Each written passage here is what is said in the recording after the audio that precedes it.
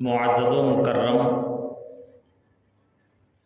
بزرگ حضرات، نوجوانان اہل سنت، پیارے بچوں، السلام علیکم ورحمۃ اللہ تعالی وبرکاتہ۔ الحمد للہ رب العالمین، والعاقبۃ للمتقین، والصلاة والسلام علی اشرف الانبیاء وخاتم النبیین،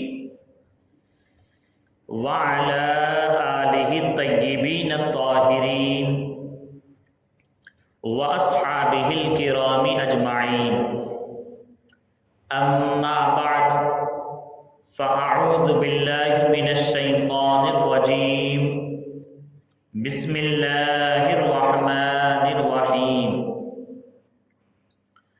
ثانی اثنین اذ ہما فی الغار اذ یقول لصاحبہ لا تحزن ان اللہ معنا۔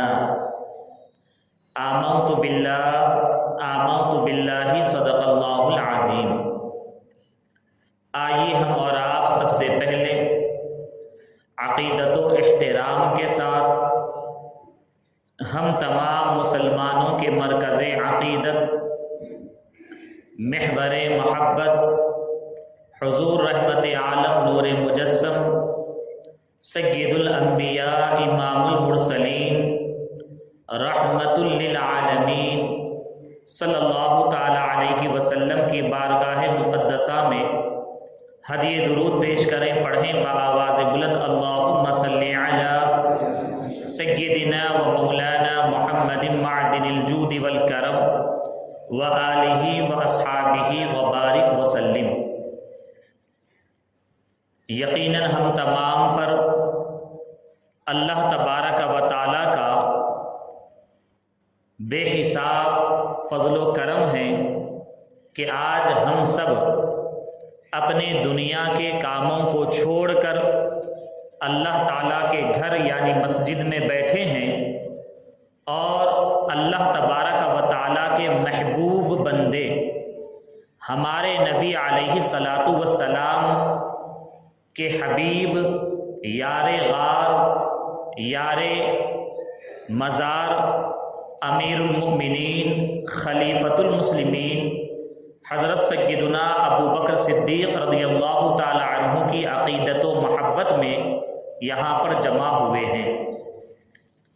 آج کی جو تاریخ ہے، دن میں تاریخ چاند کی 21 تاریخ رہی، مغرب کے بعد سے 22 تاریخ کا آغاز ہو چکا ہے، اور اسی ماہ مبارک کی جمادی الاخرہ کی 22 تاریخ کو یوم وصال ہے امیر المؤمنین خلیفۃ المسلمین حضرت سیدنا ابو بکر صدیق رضی اللہ تعالی عنہ کا۔ ہم اور آپ بڑے خوش نصیب ہیں جن احباب نے آج کی اس محفل کو سجایا ہے۔ مقصد یہی رہا کہ ہاں سیٹرڈے نائٹ آ جائے تو انشاءاللہ محفل کر لیں گے، تاکہ ہمارے احباب جو جاب کرنے والے ہیں یا اسکول کالجز کو جانے والے ہیں یہ سکون و اطمینان کے ساتھ حاضر ہوں گے اور دوسرے دن کی کوئی خاص مصروفیت نہ ہوگی۔ اور یہ نیت تو رہی، لیکن اللہ تعالیٰ کا کرم ہوا کہ آج کی رات وہی رات ہے، وہی مقدس تاریخ ہے جس میں ابو بکر صدیق رضی اللہ تعالی عنہ کا یوم وصال ہے۔ اور یہ بھی جان لیں، ابو بکر صدیق رضی اللہ تعالی عنہ امت محمدیہ میں اس عظیم ہستی اور ذات کا نام ہے جن کے بارے میں بزرگان دین نے یہ فرمایا ہے کہ آپ کا احسان ساری امت محمدیہ پر ہے، ساری امت محمدیہ پر ہے، جتنے گزر چکے ان پر بھی ہے، جو موجود ہیں ان پر بھی ہے، قیامت تک جو آئیں گے ان تمام پر آپ کا احسان ہے۔ اور ہم الحمدللہ سنی مسلمان ہیں، اہل سنت و جماعت ہے، اور ہمارے بزرگوں نے ہم کو یہی تعلیم دی ہے کہ جو ہم پر احسان کرے تو احسان فراموشی نہ کریں بلکہ ان کی بارگاہ میں شکر کا نذرانہ پیش کریں۔ ابو بکر صدیق رضی اللہ تعالی عنہ کی بارگاہ میں ہم اور آپ یہاں جمع ہو کر جو خراج عقیدت و محبت پیش کر رہے ہیں، یقیناً یہ ان سے ہماری محبت کی دلیل بھی ہے، اور ان کی بارگاہ میں انہوں نے جو احسان کیا ہے اسی کا ہم اور آپ شکر ادا کر رہے ہیں۔ اور نبی کریم علیہ الصلاۃ والسلام نے فرمایا، من لم یشکر الناس لم یشکر اللہ، کہ جو لوگوں کا شکر ادا نہیں کرتا وہ اللہ تعالیٰ کا بھی شکر ادا نہیں کرتا ہے۔ تو ہم الحمدللہ بڑے ہی خوش نصیب ہیں کہ ابو بکر صدیق رضی اللہ تعالی عنہ کے نام سے یہاں پر جمع ہوئے ہیں۔ ابو بکر صدیق رضی اللہ تعالی عنہ کون ہیں؟ تو آپ جماعت صحابہ میں سب سے افضل اور اعلیٰ ہیں، اور آپ کے بارے میں ہم اور آپ جمعہ کے خطبے میں خطیب کے زبانی سنتے ہیں۔ کیا سنتے ہیں؟ ہر ایک خطیب یہ کہتا ہے، افضل البشر بعد الانبیاء بالتحقیق، کہ تمام انسانوں میں انبیاء کے بعد، رسولوں کے بعد جو سب سے افضل ہیں وہ ابو بکر صدیق رضی اللہ تعالی عنہ ہیں۔ سبحان اللہ۔ اور ہمارے نبی علیہ الصلاۃ والسلام کی عظمت و شان کا معاملہ یہ ہے کہ آپ کی ذات اطہر سے جس چیز کو نسبت ہو جائے تو وہ رب تعالیٰ کی بارگاہ میں بہت زیادہ معزز اور مکرم اور افضل اور اعلیٰ ہو جاتی ہے۔ بلکہ عالم یہ ہے کہ ہمارے نبی، ہمارا عقیدہ یہ ہے کہ آپ بے مثل و بے مثال ہیں، اور عالم یہ ہے ہمارے نبی کی شان کا کہ جسے آپ کی ذات سے نسبت ہو جائے وہ چیزیں بھی بے مثل و بے مثال ہو جاتی۔ سبحان اللہ۔ اور اللہ تبارک و تعالی اسے بہت بلند مقام و مرتبہ عطا فرماتا ہے۔ ہمارے نبی علیہ الصلاۃ والسلام تمام انبیاء میں افضل اور اعلیٰ ہیں، اور یقیناً ہر ایک نبی کے ساتھی رہے، اصحاب رہے، جو ہمیشہ اپنے نبی کے ساتھ دین کی خدمت میں ان کے ساتھ کام کرتے رہے۔ لیکن جو اصحاب محمد ہیں، یعنی ہمارے نبی علیہ الصلاۃ والسلام کے جو صحابہ ہیں، دیگر انبیاء کے صحابہ سے افضل اور اعلیٰ۔ اسی طریقے سے ہر ایک نبی کا گھرانہ یقیناً بہت معزز و مکرم ہے، لیکن ہمارے نبی کے جو اہل بیت ہیں اور آپ کا جو خاندان پاک ہے، یقیناً یہ تمام خاندانوں میں افضل اور اعلیٰ ہے۔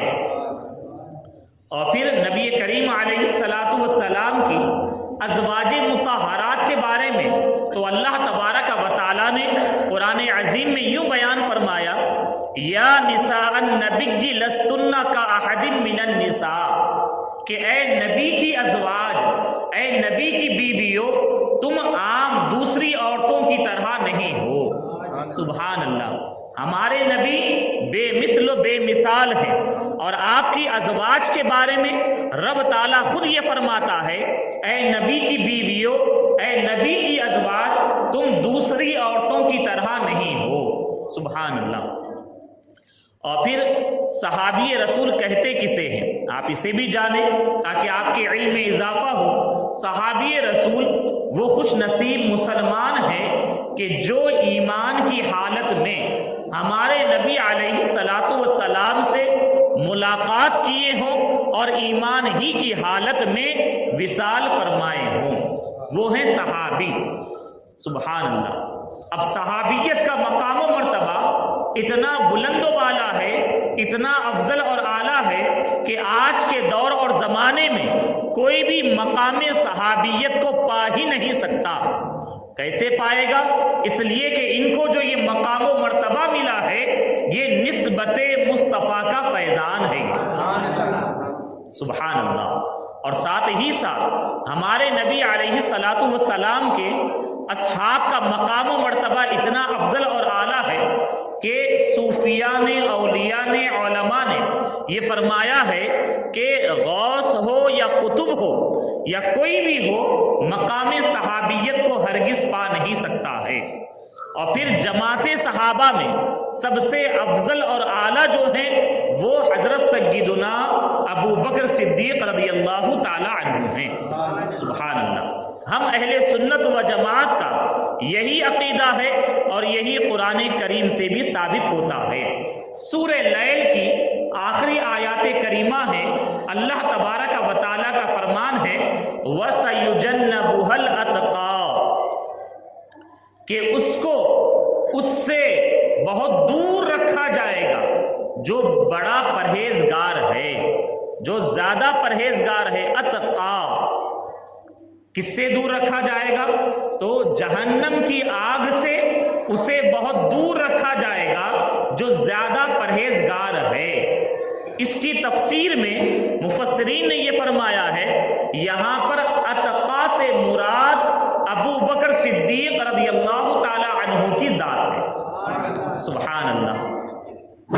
اور ایک مقام پر اللہ تبارک و تعالی نے فرمایا ان اکرمکم عند اللہ اتقاکم، کہ بے شک تم میں سب سے زیادہ عزت والا، سب سے زیادہ معزز و مکرم اللہ تعالیٰ کی بارگاہ میں وہ ہے جو تم میں سب سے زیادہ پرہیزگار ہے۔ سبحان اللہ۔ سورہ لیل کی آیات سے ہم کو معلوم ہوا کہ اتقا زیادہ پرہیزگار کون ہے؟ ابو بکر صدیق ہے۔ اور اس آیت کریمہ سے یہ بھی معلوم ہو گیا ان اکرمکم عند اللہ اتقاکم سے کہ اللہ تعالیٰ کی بارگاہ میں جو سب سے زیادہ معزز اور عزت والا ہے وہی ہے جو زیادہ پرہیزگار ہے۔ دونوں آیات کو جب ہم جمع کر دیں تو حاصل یہ نکلا کہ ابو بکر صدیق رضی اللہ تعالی عنہ جماعت انبیاء کے بعد ساری مخلوقات الہی میں اللہ تعالیٰ کی بارگاہ میں افضل اور اعلیٰ ہیں۔ سبحان اللہ۔ اور پھر سورہ لیل کی آیات جو ہیں آخری آیات کریمہ وَسَيُجَنَّبُهَا الْأَتْقَى الَّذِي يُؤْتِي مَالَهُ يَتَزَكَّى، کہ اللہ تبارک و تعالیٰ نے ابو بکر صدیق رضی اللہ تعالی عنہ کے بارے میں فرمایا کہ اس سے بہت دور رکھا جائے گا جو زیادہ پرہیزگار ہے۔ الذی یؤتی مالہ یتزکا، یہ وہ ہے جو اپنے مال کو خرچ کرتا ہے، عطا کرتا ہے راہ خدا میں۔ کیوں؟ یتزکا، تاکہ اس کا مال صاف ستھرا ہو جائے۔ سبحان اللہ۔ اتنی پیاری بات ہے، یعنی ہمیں اس آیت کریمہ سے یہ درس مل رہا ہے کہ ایک تو یہ مل رہا ہے پیغام، جو اللہ تعالیٰ کی راہ میں اپنے مال کو خرچ کرے گا تو وہ مال پاکیزہ ہو جائے گا، طیب اور طاہر ہو جائے گا، اور اس کی برکت سے اللہ تبارک و تعالیٰ اسے جہنم کی آگ سے بہت دور رکھے گا۔ سبحان اللہ۔ اور یہ آیات کریمہ کا جو شان نزول ہے جب ہم جانیں تو پتہ یہ چلتا ہے کہ یہ آیات کریمہ وہ ہیں کہ رب تبارک و تعالیٰ نے اس وقت نازل فرمائی جب ابو بکر صدیق رضی اللہ تعالی عنہ نے اپنا مال راہ خدا میں خرچ کر کے حضرت سیدنا بلال رضی اللہ تعالی عنہ کو غلامی سے آزاد کرایا۔ سبحان اللہ۔ ابو بکر صدیق رضی اللہ تعالی عنہ وہ عظیم ہستی ہیں جن کے بارے میں ہمارے نبی علیہ الصلاۃ والسلام نے یہ فرمایا ہے کہ جس قدر ابو بکر کے مال نے مجھے نفع اور فائدہ پہنچایا ہے اس قدر کسی اور کے مال نے مجھے فائدہ نہیں پہنچایا۔ سبحان اللہ۔ نبی کو فائدہ پہنچانے کا مطلب کیا ہے؟ یعنی اسلام کو فائدہ پہنچایا، آپ کے ذریعے سے اسلام کو عروج ملا، آپ کے ذریعے سے اسلام کو ترقی ملی، اور آپ نے اپنا مال راہ خدا میں خوب خرچ کیا۔ اور آپ یہ بھی سن لیں، نبی کریم علیہ الصلاۃ والسلام نے یہ بھی فرمایا ہے کہ جس کسی نے بھی مجھ پر کوئی احسان کیا تو میں نے اس کا بدلہ دنیا ہی میں دے دیا، لیکن ابو بکر وہ ہے کہ جس کا بدلہ اللہ تبارک و تعالی قیامت میں اسے عطا فرمائے گا۔ سبحان اللہ۔ یہ ابو بکر صدیق رضی اللہ تعالی عنہ ہے۔ تو آپ نے اپنا مال دے کر ظالم آقا سے بلال رضی اللہ تعالی عنہ کو آزاد کرایا، اور تھوڑا سا مال نہ دیا بلکہ آپ نے ایک بڑی قیمت دے کر جو ہے بلال حبشی رضی اللہ تعالی عنہ کو آزاد کیا۔ بلال رضی اللہ تعالی عنہ اتنی قیمت کے غلام نہ تھے اس دور اور زمانے کے اعتبار سے کہ اتنا مال دے کر ان کو آزاد کرایا جائے۔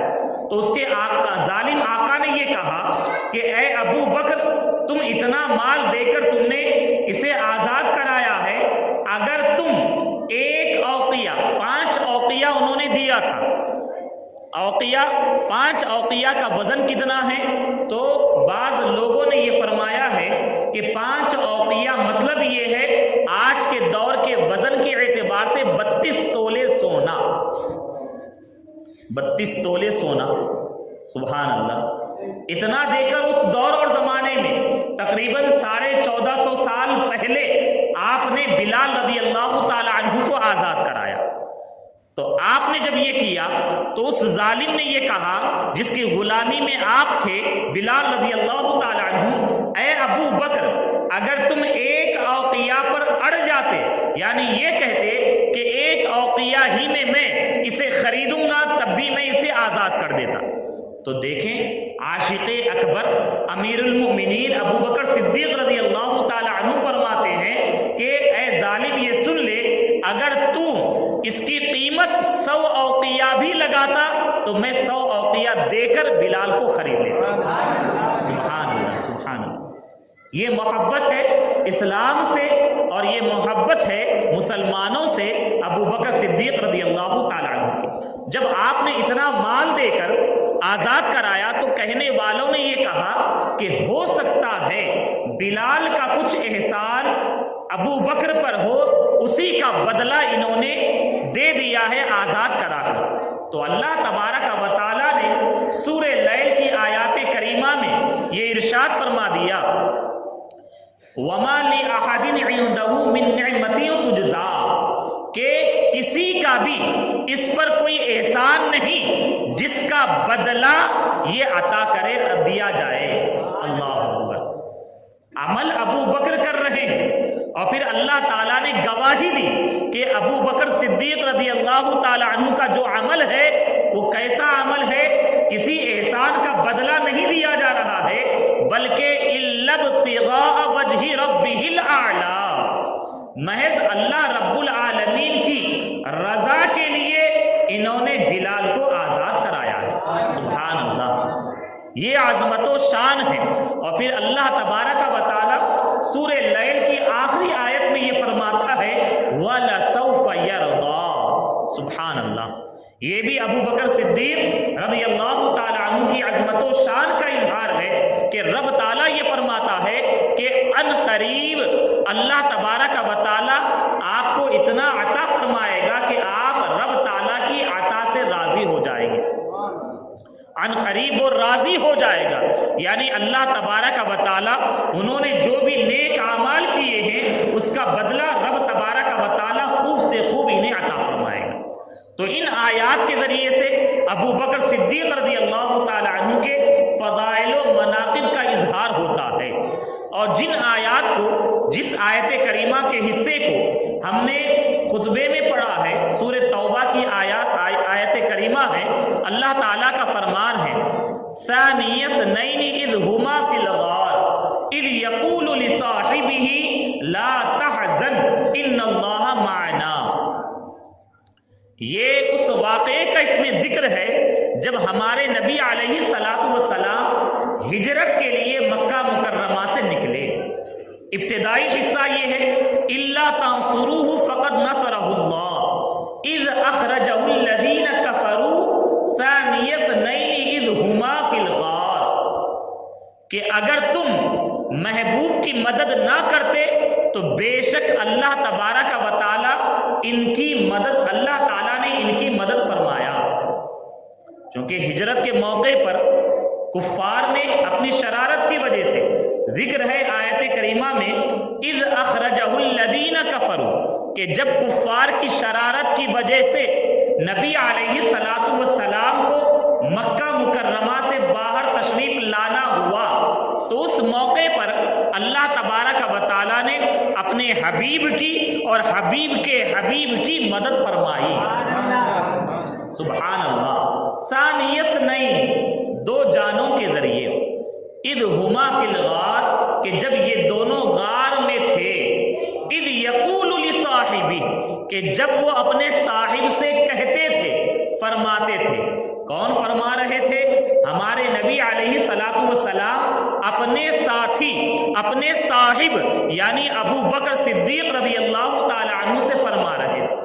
کیا کہہ رہے تھے؟ لا تحزن ان اللہ معنا، کہ اے ابو بکر غم نہ کرو، رنجیدہ مت ہو، بے شک اللہ تعالی ہمارے ساتھ ہے. سبحان اللہ. ہمارے نبی علیہ الصلوۃ والسلام نے ابو بکر صدیق رضی اللہ تعالی عنہ کو وہ قرب عطا فرمایا کہ جو قرب کسی اور صحابی رسول کو حاصل نہ ہوا. اور یہاں پر بھی معیت مصطفیٰ میں آپ کو شامل فرما لیا. تو نبی کریم علیہ الصلوۃ والسلام نے فرمایا اذ یقول لصاحبہ. اللہ تبارک و تعالیٰ نے قرآن عظیم میں بیان فرمایا تو یہاں پر صاحب سے مراد کون ہے؟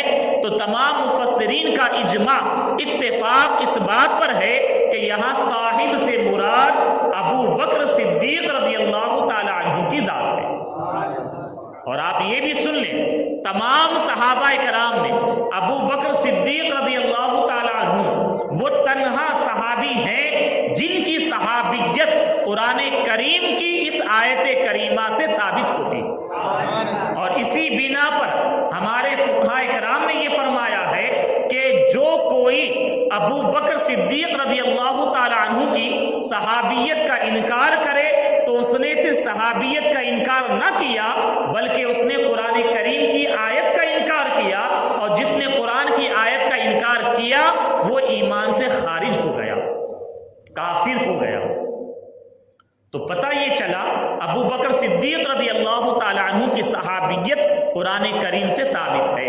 اور صحابہ کرام میں ایک امتیازی وصف، ایک خاص خوبی وہ جو اور صحابہ کو حاصل نہ ہوئی، وہ آپ کو یہ حاصل ہوئی کہ آپ کی 4 پشتوں کو، کتنی 4 پشتوں کو صحابی ہونے کا شرف حاصل ہوا ہے. سبحان اللہ. ابو بکر صدیق رضی اللہ تعالی عنہ صحابی ہیں، اور آپ کے ماں باپ وہ بھی صحابی ہیں، اور آپ کے بیٹے اور بیٹیاں یہ بھی صحابیات ہیں، اور اسی طریقے سے آپ کے پوتے اور ساتھ میں آپ کے نواسے یہ بھی جو ہے صحابی ہیں. سبحان اللہ. 4 پشتوں کو صحابی ہونے کا شرف حاصل ہوا ہے.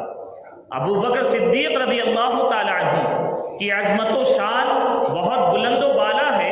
اللہ تبارک و تعالیٰ نے قرآن کریم میں بھی آپ کی عظمت و شان کو بیان فرمایا ہے، اور ہمارے نبی علیہ الصلوۃ والسلام نے بھی ابو بکر صدیق رضی اللہ تعالیٰ عنہ کے فضائل اور کمالات کو اپنی زبان مقدس سے بھی بیان فرمایا ہے. اور ایک مقام پر نہیں، کئی جگہ پر نبی کریم علیہ الصلوۃ والسلام نے آپ کے کمالات اور فضائل کو بھی بیان فرمایا اور آپ کے جنتی ہونے کو بھی بیان فرمایا.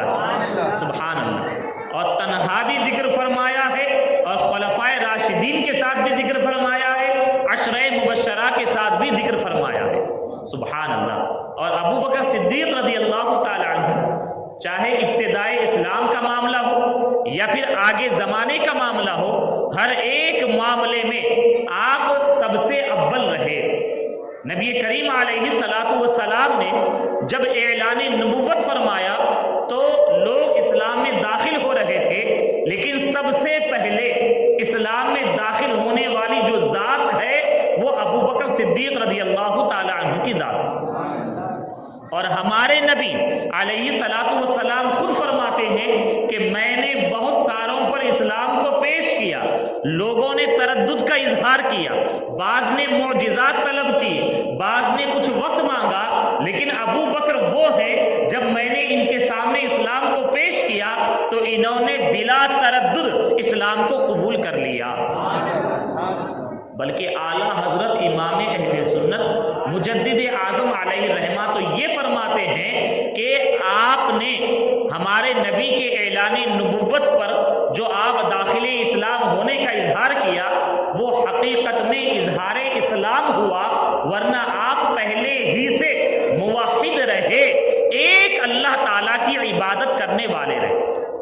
آپ وہ ذات ہیں کہ زمانے جاہلیت میں ہر ایک نے، بہت ساروں نے شرک اور کفر کیا ہے، لیکن آپ ان میں سے ہیں کہ جنہوں نے شرک و کفر کبھی بھی نہیں کیا ہے۔ سبحان اللہ۔ اور ساتھ میں ابو بکر صدیق رضی اللہ تعالی عنہ کے اعلیٰ حضرت امام اہل سنت علیہ الرحمہ نے مولا علی رضی اللہ تعالی عنہ کا بھی ذکر فرمایا ہے کہ مولا علی رضی اللہ تعالی عنہ بھی وہ ہے کہ جنہوں نے کبھی بھی کفر و شرک نہ کیا۔ سبحان اللہ۔ اور جب ابتدائے اسلام کا معاملہ جو تھا بہت مشکل تھا، آج ہم اور آپ تو الحمدللہ بڑی سکون کی زندگی گزار رہے ہیں، بولیے الحمدللہ۔ کوئی تکلیف نہیں ہے، کوئی پریشانی نہیں ہے، اللہ تعالیٰ کے فضل سے اور نبی کریم علیہ الصلاۃ والسلام کے کرم سے سکون سے ہمیں رہنے کو گھر مل گیا ہے، اور الحمدللہ طبیعت کے خواہشات کے مطابق حلال روزی بھی اللہ تعالیٰ نے ہمیں عطا فرمائی، اور اس کے علاوہ بھی الحمدللہ ہم بہت کچھ اپنی جائز خواہشات کو پورا کرتے ہیں۔ لیکن جو ابتدائی دور رہا بہت مشکل تھا، بہت کٹھن تھا، بڑی مشقتوں کو برداشت کرنا پڑتا تھا، اور اس موقع پر بہت سارے صحابہ وہ رہے کہ جنہوں نے اپنے اسلام کو کفار و مشرکین کے سامنے ظاہر نہ کیا، چونکہ کمزور تھے، غریب تھے، اور کفار و مشرکین کا معاملہ یہ تھا کہ اگر انہیں پتہ چل جاتا کہ یہ اسلام قبول کر لیے ہیں تو ان پر ظلم و زیادتی کرتے، ان پر مشقتیں ڈالی جاتی اور ان کو اذیتیں پہنچائی جاتی۔ لیکن ایسے موقع پر بھی ابو بکر صدیق رضی اللہ تعالی عنہ وہ ہیں کہ آپ نے اپنے ایمان و اسلام کو لوگوں کے سامنے ظاہر فرمایا، صرف ظاہر نہ کیا بلکہ آپ نے کئی ایک بیچارے مظلوم غلاموں کو اپنا مال دے کر یہ ظالموں سے، کفار و مشرکین سے آزاد کرایا۔ بلکہ عالم یہ رہا کہ کبھی کبھی اگر ہمارے نبی علیہ الصلاۃ والسلام پر یہ کفار و مشرکین ظلم و زیادتی کرتے اور آپ کو یہ پتہ چل جاتا تو آپ برداشت نہ کرتے، فوراً نبی علیہ الصلاۃ والسلام کے پاس چلے جاتے تاکہ آپ اپنے ذریعے سے ہمارے نبی علیہ الصلاۃ والسلام کی حفاظت فرمائیں اور آپ کی ذات اطہر کو ذرہ برابر کوئی نقصان نہ پہنچے۔ اور محبت کا عالم یہ ہے کہ ایک مرتبہ ہمارے نبی علیہ الصلاۃ والسلام صحن کعبہ میں رہے اور آپ پر کفار و مشرکین نے زیادتی کر دی، اور اس کی خبر ابو بکر صدیق رضی اللہ تعالی عنہ کو ہو گئی تو آپ فوراً دوڑے دوڑے وہاں پر چلے آئے اور آ کر انہیں دور کیا، اور کرنے کے بعد کہا کہ اے ظالموں، آخر ان پر کیوں تم ظلم و زیادتی کرتے ہو؟ یہ تو تمہیں ایک اللہ تعالیٰ کی دعوت دیتے ہیں، ایک معبود کی عبادت کرنے کا پیغام دیتے ہیں، تم ان پر کیوں ظلم و زیادتی کرتے ہو؟ تو اس موقع پر کفار و مشرکین نے ہمارے نبی کو چھوڑ کر اب ان پر جو ہے ظلم کرنا شروع کر دیا، ان کو مارنا شروع کر دیا، اور اتنا مارا کہ آپ بے ہوش ہو کر گر گئے۔ ابو بکر صدیق رضی اللہ تعالیٰ عنہ، اور آپ کا سر بھی پورا خون آلود ہو گیا، یہاں تک کہ بال جب پکڑے جاتے تو ہاتھ میں آ جاتے یا خون لگ جاتا، اور جب بے ہوش ہو گئے یہاں تک کہ آپ کے اپنے قبیلے والے بنو تیم قبیلے والے آئے اور آ کر لوگوں کو ہٹایا اور آپ کو بچایا، اور بڑی مشکل سے بچا کر آپ کو اپنے گھر لے گئے۔ کچھ دیر کے بعد آپ کو ہوش آیا۔ ہوش آنے کے بعد سب سے پہلے آپ کی زبان پر جو تھا وہ یہی تھا کہ ہمارے نبی کیسے ہیں۔ سبحان اللہ۔ آپ کی ماں آپ کے قریب ہے، آپ کے رشتہ داروں اقارب قریب ہے، قبیلے والے جنہوں نے کفار و مشرکین سے بچایا تھا وہ بھی قریب ہے، تو ان کو قبیلے والوں کو غصہ آ گیا کہ ہم بچا کر لائے، ہمارے بارے میں کچھ نہ کہے بلکہ ہوش آتے ہی اپنے نبی کا ذکر کیے۔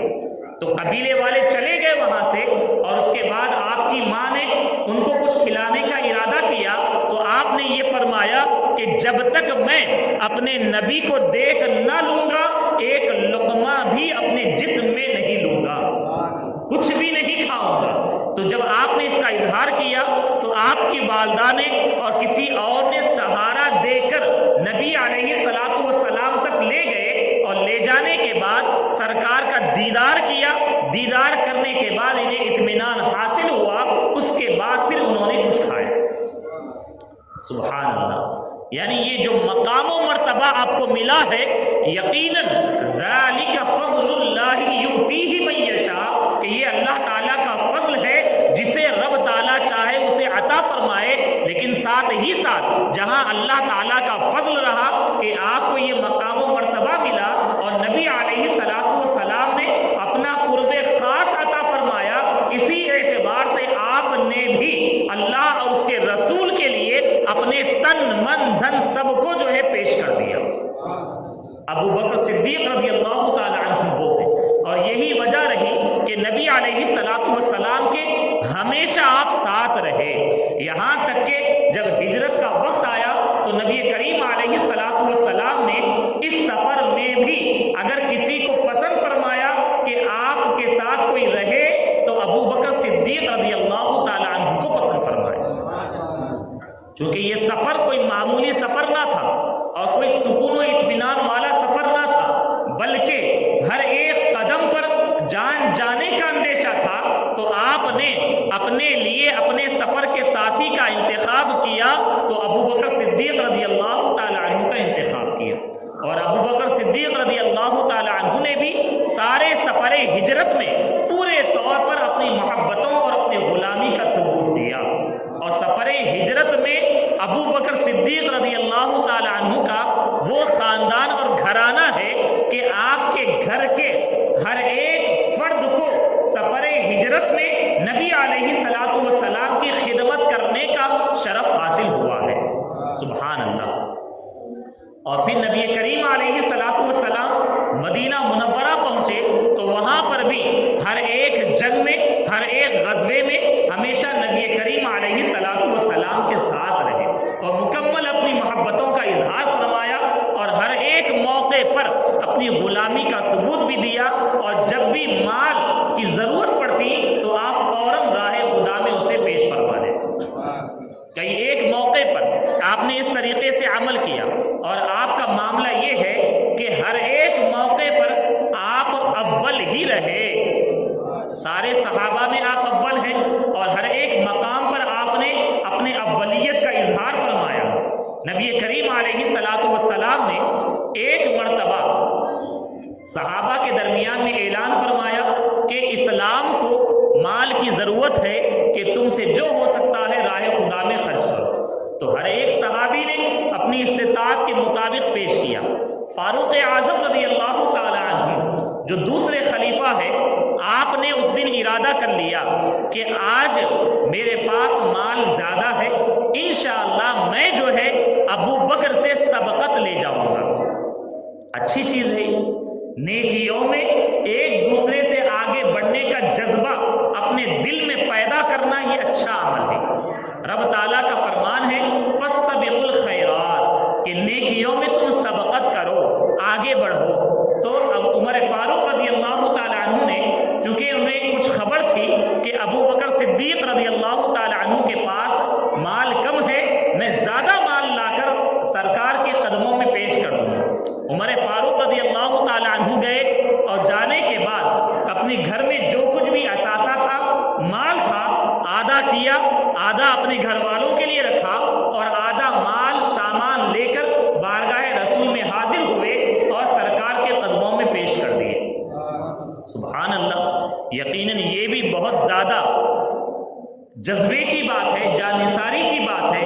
آج دیکھا یہ جاتا ہے کہ جب کہا جاتا کہ راہ خدا میں کچھ خرچ کریں تو ہم لوگ سوچتے ہیں اور حساب لگاتے ہیں، اس کے بعد جو ہے راہ خدا میں خرچ کرنے کا ارادہ کرتے ہیں۔ لیکن اللہ تبارک و تعالیٰ ایسا کریم ہے کہ جو بندہ مومن بے حساب راہ خدا میں خرچ کرتا ہے تو اللہ تبارک و تعالیٰ بھی اسے بے حساب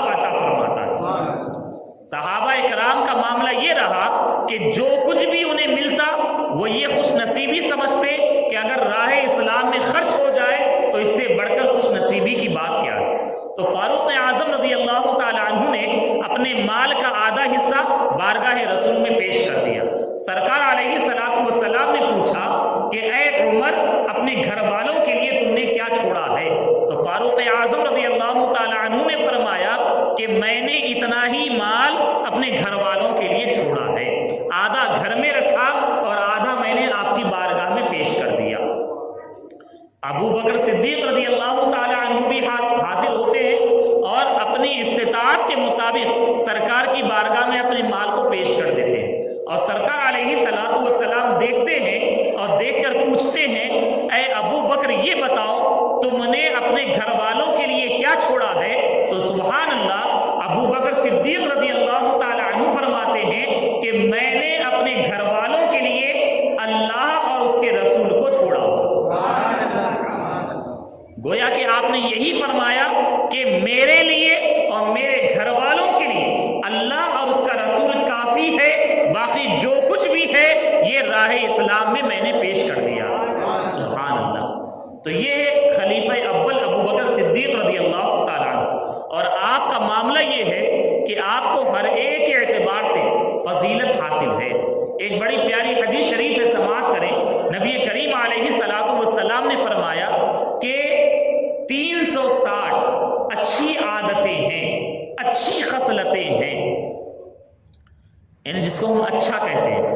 سچ بولنا اچھی بات ہے، امانت میں خیانت نہ کرنا اچھا عمل ہے، چوری نہ کرنا تو یہ بھی اچھا عمل ہے۔ تو یہ اچھائیاں، اچھی عادتیں جو ہے سرکار نے فرمایا 360، اور آپ نے یہ فرمایا کہ اگر کوئی ایک عادت بھی کسی میں آ جائے، کسی مومن میں، اللہ تبارک و تعالیٰ اسی کے بدلے اسے جنت عطا فرمائے۔ ابو بکر صدیق رضی اللہ تعالی عنہ سرکار کے قریب رہے تو آپ نے یہ پوچھا یا رسول اللہ، کیا کوئی ایسا بھی ہے جس کے اندر یہ ساری خصلتیں ہوں؟ تو سرکار علیہ الصلوۃ والسلام نے فرمایا کہ ہاں اے ابو بکر، وہ تم ہی ہو۔ سبحان اللہ، کتنی پیاری بات ہے۔ دیکھیں، یہ ہے ابو بکر صدیق رضی اللہ تعالی عنہ۔ اور ایک حدیث شریف ہے، چونکہ جنت کے کئی دروازے، باب الریان ہے، روزے داروں کا دروازہ ہے، اور اسی طریقے سے صدقے کا دروازہ ہے، اور نماز کا دروازہ ہے۔ جو جس عمل میں اچھا رہے گا رب تعالیٰ اسی دروازے سے اسے داخلہ نصیب فرمائے گا جنت میں۔ تو سرکار علیہ الصلوۃ والسلام نے فرمایا کہ جنت کے کئی دروازے ہیں، جو جس عمل کے لائق ہوگا اسی اعتبار سے اسے دروازے سے بلایا جائے گا۔ ابو بکر صدیق رضی اللہ تعالی عنہ نے فرمایا، حالانکہ معاملہ کیا ہے کہ جس بھی دروازے سے اسے بلایا جائے داخل جنت ہی میں ہوں گے، لیکن ایک امتیازی شان نظر آتی ہے۔ یعنی کوئی نماز پڑھ رہے ہیں، رب تعالیٰ کی بارگاہ میں اس بندے مومن کی نمازیں مقبول ہیں، تو اللہ تبارک و تعالیٰ اس روز جو ہے سب کے درمیان میں اسے جنت میں داخلہ جو نصیب فرمائے گا، وہ نماز کے دروازے سے داخلہ نصیب فرمائے گا۔ تو آپ نے یہ فرمایا، ابو بکر صدیق رضی اللہ تعالیٰ عنہ وہی موجود تھے، آپ نے پوچھا یا رسول اللہ، کیا کوئی ایسا بھی ہے جسے ہر ایک دروازے سے ندا دی جائے، بلایا جائے کہ تم جو ہے جنت میں داخل ہو جاؤ؟ تو نبی کریم علیہ الصلوۃ والسلام نے فرمایا کہ ہاں، شاید کہ وہ تم ہی ہو۔ سبحان اللہ، کہ تمہیں ہر ایک دروازے سے بلایا جائے۔ اور ابو بکر صدیق رضی اللہ تعالی عنہ کہ خوف خدا کا معاملہ، آج ہم اور آپ بڑے گناہگار ہیں اور ہمارے دل میں خوف خدا نہیں ہے، تو یہ بہت افسوس کی بات ہے۔ ہمیں کوشش کرنی چاہیے کہ ہم رب تبارک و تعالیٰ کا خوف اپنے دل میں پیدا کریں، اور خوف الہی کی برکتیں بندہ مومن کے لیے یہ ہوتی ہے کہ بندہ گناہ سے بچ جاتا ہے۔ ظاہر سی بات ہے، جب آپ کے دل میں خوف خدا ہے، کوئی اگر گناہ کی طرف قدم بڑھایا تو وہی خوف خدا اسے جھنجھوڑے گا اور یاد دلائے گا کہ اللہ تبارک و تعالیٰ کی پکڑ، اللہ تعالیٰ کا عذاب بڑا سخت ہے۔ تو جیسے ہی یہ بات دل میں آئے گی، فوراً اپنے قدم کو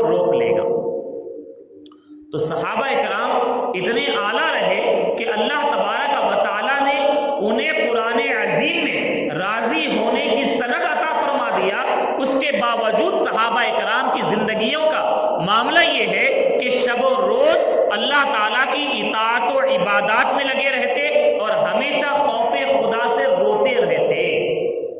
اور ابو بکر صدیق رضی اللہ تعالیٰ عنہ کے خوف خدا کا معاملہ یہ ہے کہ آپ جو ہے فرماتے ہیں کہ اے کاش میں کسی مومن کے سینے کا بال ہوتا۔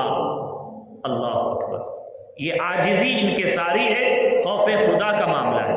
کبھی آپ نے یہ بھی فرمایا کہ آپ باغ میں چلے گئے، آپ نے دیکھا پرندہ ہے، اور پرندہ جو ہے چڑیا کوئی ایک شاخ سے دوسری شاخ پر جا رہی ہے، تو آپ نے دیکھ کر یہ فرمایا اے کاش میں یہ پرندہ ہوتا کہ دنیا میں اسی طریقے سے ایک ڈالی ایک شاخ سے دوسری شاخ پر جاتا اور یہیں پر میرا معاملہ ختم ہو جاتا۔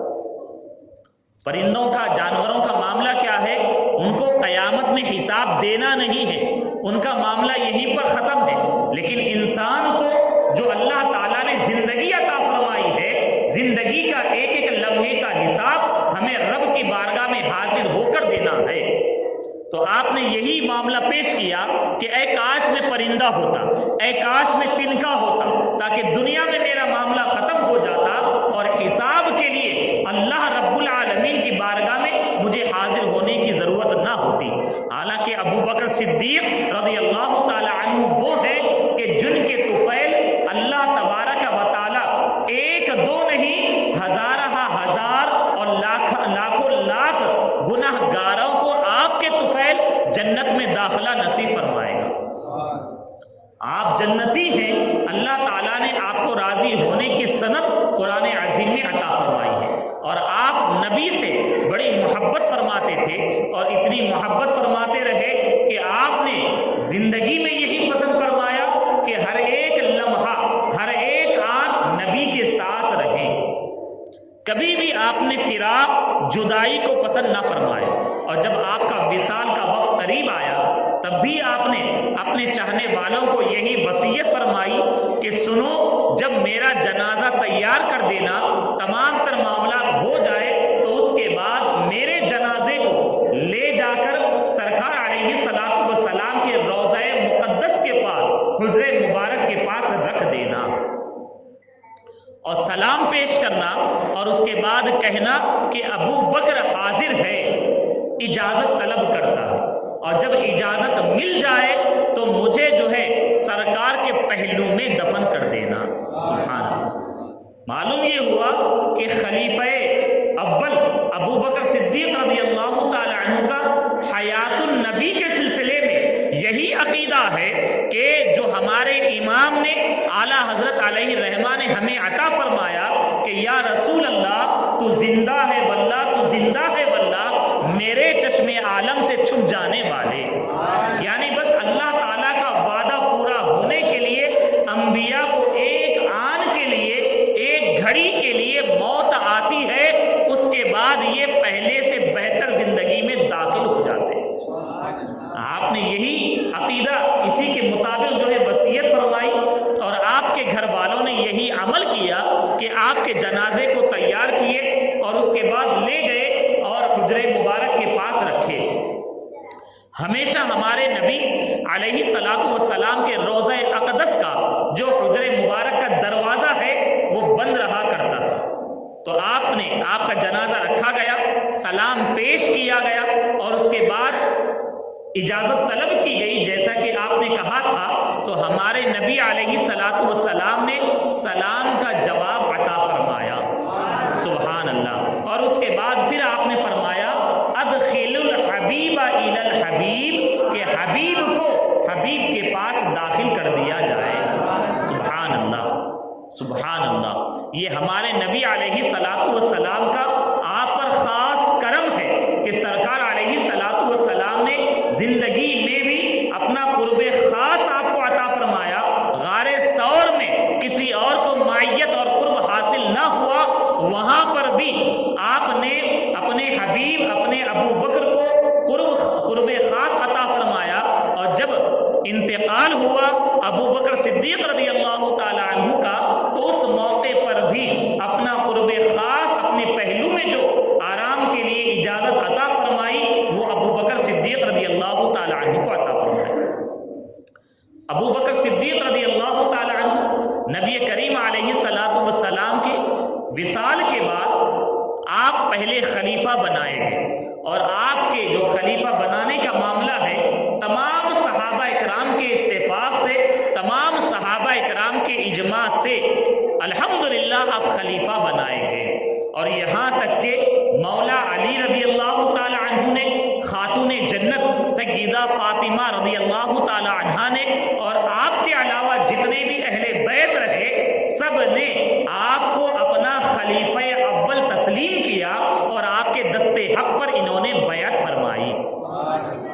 اور ابو بکر صدیق رضی اللہ تعالی عنہ نے 2 سال چند ماہ خلافت کی ذمہ داری سنبھالی، اور سبحان اللہ اس شان کے ساتھ آپ نے خلافت اسلامیہ کو مضبوط کیا کہ جو نظام اسلام ہمارے نبی علیہ الصلوۃ والسلام نے صحابہ اکرام کو عطا فرمایا تھا، جو سلطنت اسلامیہ کی بنیاد سرکار علیہ الصلوۃ والسلام نے رکھی تھی، اسی نظام مصطفیٰ کو، اسی نظام اسلام کو، اسی سلطنت اسلامیہ کو 2 سال چند ماہ آپ نے بڑا مضبوط کر دیا، اتنا مضبوط کیا کہ اسی بنیاد پر فاروق اعظم رضی اللہ تعالی عنہ نے 10 سال خلافت اسلامیہ کی ذمہ داری سنبھالتے ہوئے اسی بنیاد پر بلند و بالا دیواریں قائم کر دیے۔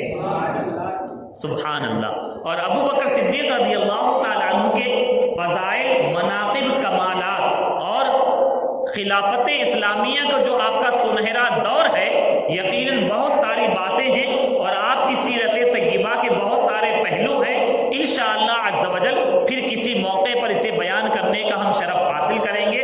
پھر ایک مرتبہ ہم ہمارے اس مسجد کے جتنے ذمہ داران ہیں اور جتنے بھی نوجوان ہیں ان تمام کو مبارکباد پیش کرتے ہیں کہ الحمدللہ آپ سبھی قابل مبارکباد ہیں کہ آپ سبھی نے اپنی محبتوں کا اظہار فرمایا، اور خلیفہ اول ابو بکر صدیق رضی اللہ تعالی عنہ کی بارگاہ میں خراج عقیدت و محبت پیش کیا۔ اور ایک پیغام ہم یہ بھی دیتے چلے کہ جیسے کہ ہم نے کہا کہ ابو بکر صدیق رضی اللہ تعالی عنہ وہ ہے کہ جن کا احسان ساری امت محمدیہ پر ہے۔ اب اس ماہ مبارک کے بعد جو مہینہ آنے والا ہے ماہ رجب المرجب ہے، اور اس ماہ مبارک کی جو چھٹی شریف ہے ہمارے درمیان میں بڑی مشہور ہے۔ رجب کی 6 تاریخ کیوں مشہور ہے؟ اس لیے کہ اسی رجب کی 6 تاریخ کو سلطان الہند حضرت سیدنا خواجہ غریب نواز علیہ الرحمہ کا عرس پاک منایا جاتا ہے۔ تو آپ یہ سن لیں کہ ابو بکر صدیق رضی اللہ تعالی عنہ وہ ہے جن کا احسان ساری امت محمدیہ پر ہے، اور خواجہ غریب نواز علیہ الرحمہ وہ ہے جن کا احسان سارے ہندوستانی مسلمانوں پر ہے۔ تو جس محبت کے ساتھ آپ نے یہ محفل سجائی ہے، اسی طریقے سے آئندہ مہینے میں بھی آپ ارادہ کریں، انشاءاللہ عز و جل عرس خواجہ غریب نواز علیہ الرحمہ بھی بڑی خوشی، عقیدت و محبت کے ساتھ انشاءاللہ عز و جل سجائیں گے اور بنائیں گے۔ ایک اہم اعلان یہ بھی سن لیں کہ کل انشاءاللہ عز و جل آپ کے اپنے محلے میں ہمارے افروز رضوی صاحب کے مکان پر خواتین کا دینی تربیتی اجتماع ہے۔